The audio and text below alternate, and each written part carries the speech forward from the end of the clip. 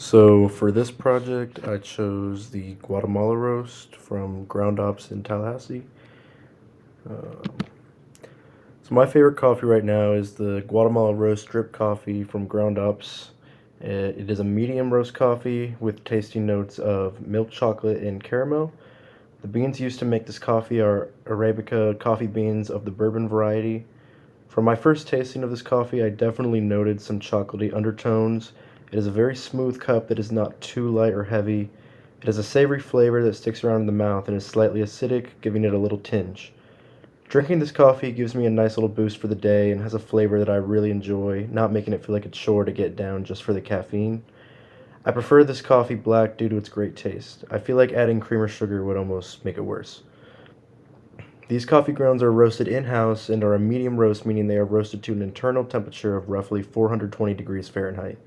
This usually occurs after the first crack of the beans, allowing the flavors in the beans to become more exposed. Medium roasts avoid reaching the second crack that is typically required for dark roasts. I personally enjoy medium roast the most due to being able to get the most flavor and caffeine out of my cup. Coffee's first big jump in America came around the time of the American Revolution when patriots were boycotting the consumption and protesting the taxation of tea. Coffee became the new alternative for revolutionaries. Coffee eventually graduated to becoming seen as a prime productivity booster. As popularity grew, so did the availability of different forms and flavors of coffee. Through the 19th and 20th centuries, Folgers and Maxwell House emerged and capitalized on this, creating cheaper and easily accessible coffee. Eventually, Starbucks was founded in the 1970s and grew into the staple we know it as today. Starbucks helped create the culture we are familiar with when it comes to coffee shops. Now, local coffee shops continue to pop up with their own unique quirks to appease their customers. This is exactly what Ground Ops is, as they are a single location business. My chosen roast comes from coffee beans grown in Huehuetenango, Guatemala. Guatemalan coffee is grown in warm, humid climates with high altitudes, with the highest being in Huehuetenango, as this is where it thrives. This contributes to the acidity present in the taste. Because of the altitude of these coffee trees, they do not require as much shade as wood plants lower down. However, some shade is still desired for trees exposed to early morning sun. The distributor, Cafe Imports, does not possess the shade-grown certification, but does possess the bird-friendly certification, which could possibly provide the little shade needed for coffee trees grown in Guatemala. Based on the cultural history of coffee grown in Guatemala, I can infer that most cultural practices and values are respected as much as they can be. Upon my conversation with Chris Smith, the owner and founder of Ground Ops, I was extensively informed on the process of which beans make their way from the farms in Huehuetenango, Guatemala, to his coffee shop. It was shared with me that my specific roast comes from an all-female farm. In turn, they are specifically provided with necessary feminine products that may be scarce and hard to come by on top of a livable wage, so they are able to continue producing coffee beans that we enjoy today. American consumption of coffee from beans distributed by Cafe Imports directly supports every region that exports coffee beans through Cafe Imports. American purchases allow these farms to continue to thrive through financial support of their communities, which allows them to produce quality beans that everyone can enjoy and be proud of. However, this is not the case for every distributor. With the United States being one of the largest coffee consumers in the world, there are pros and cons that come with this for the producers. Because of high consumption rates, this creates more jobs in coffee growing regions, where this can create more issues. Farmers can be overworked and underpaid for the amount of coffee beans they must harvest in a certain period, along with the factor of the quality of coffee desired. Farmers may take shortcuts or implement new methods in order to produce the type of beans required for which can create problems for both sides. For cafe imports, they do their best to prevent any of this by paying premium prices for their beans and maintaining a positive relationship with the regions they import from.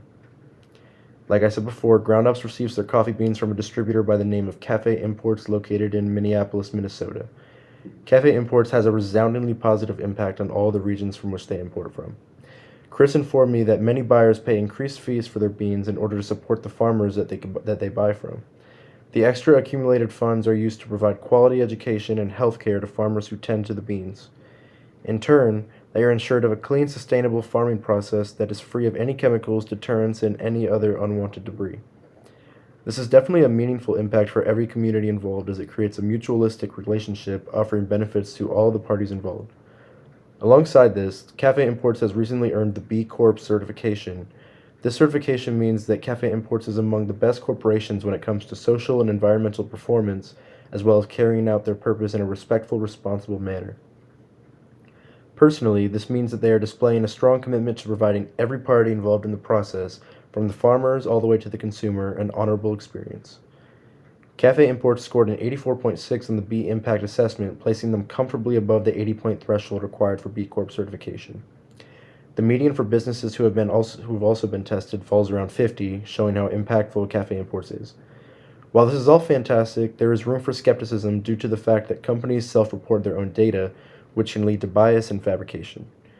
Companies also must pay for certification, leaving doubt about whether the certification process is honest and true. B Corp certification is not a definite guarantee of ethical practice, but it is still a positive step towards corporate responsibility. Cafe Imports preaches sustainability, and they hold the certifications to prove it. While not every farm is capable of attaining each and every certification, they make the effort to source from as many as possible. Their certifications include Fairtrade USA and International, USDA certified and EU organic, bird friendly, non-GMO certified, and Demeter biodynamic. While any certification seems great at face value, it is not always a 100% positive process. The certification process itself is an expensive one for the farmers and distributors involved. This is partly why some distributors will pay premium prices to certified farms. Certifications can also lead to a lower yield in coffee bean production due to the restrictions set in place in order to meet the necessary criteria. Both of these can affect the prosperity of the farms involved, but fortunately for these beans, Cafe Imports is incredibly generous in their distribution process. Overall, I can confidently say I'm proud of where my favorite coffee comes from and the methods in place to get it in my hands. While doubts still exist around the entirety of the ethical process, those doubts are present and more plentiful in most other coffees. With my newfound knowledge on the supply chain and all the parties involved, I can now work toward doing my part in supporting businesses and companies who have instilled ethical practices.